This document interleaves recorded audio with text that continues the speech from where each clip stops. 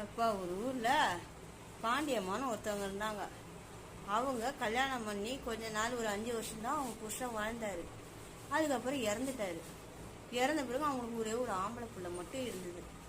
அதை மட்டும் கண்ணும் கருத்துமா பாடுபட்டு கஷ்டப்பட்டு வளர்த்தாங்க. வளர்த்த பிள்ளைக்கும் கல்யாண வயசு வந்தது, வேலைக்கு போக ஆரம்பிச்சது, கை நிறைய சம்பாதிக்க ஆரம்பிச்சு கொஞ்ச நாள் ஆவறது காட்டியும் ஒரு நாள் வீட்டை விட்டு போனவங்க திரும்பல.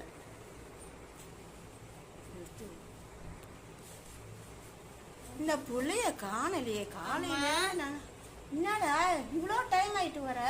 அது முக்கியமான வேலையில இருந்தா. என்ன வேலை? அப்படி கல்யாண வேலை.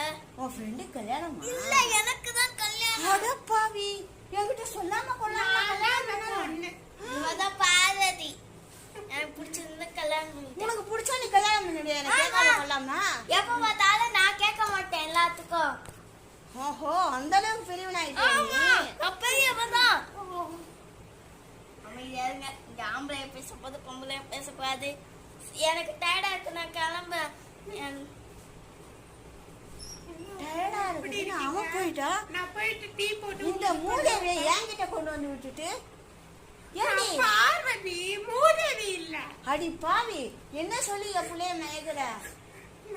ஒன்னும் சொல்லி மயக்கல, அவெல்லாம் என் பின்னாடி வந்தான். கை நிறைய சம்பளம் வாங்குறான்னு அவனை இழுச்சு பல்ல கட்டி முந்தானியில முடிச்சுக்கினியா?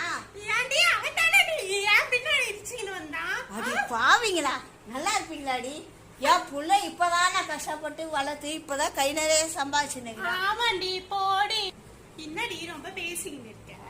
பாவம், என் பேர் மூஞ்ச பத்தியா நல்லா இருக்கு. ஃபர்ஸ்ட் நீ தலையை சீவடி, என் பேரை வச்சு கலாச்சின்னு இருக்கிறேன். என் முடியும் இருக்கட்டும், என் புள்ள எவ்வளவு கஷ்டப்பட்டு வளர்த்தேன்னு எனக்கு தானே தெரியும்.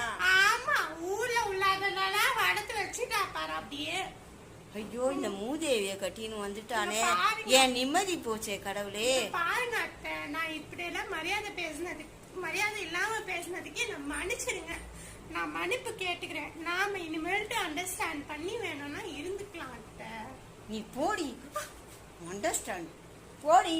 அத்தை, ஏன் அத்தை இப்படி பேசுறீங்க? பல்ல பேத்துருவேன். என்ன மரியாதை பேசினா? நான் யாருன்னு தெரியுமா? நான் தாண்டிங்க ரவுடி பொம்பளையா பொண்டாட்டின்னு கொண்டு வந்து வச்சுக்கிறான். நான் தாண்டி என் தெருவிலே பெரிய இது ரவுடி. அதான் தெரியுதே பார்த்தாலே.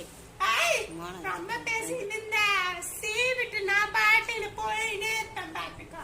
தலையெழுத்து பெத்த புள்ளி இப்படி மல்லடிக்க வேண்டியதா? ஒரு விஷயம் சொல்லணும், என்னால குழந்தை பெத்துக்க முடியாது. அது ஏண்டி?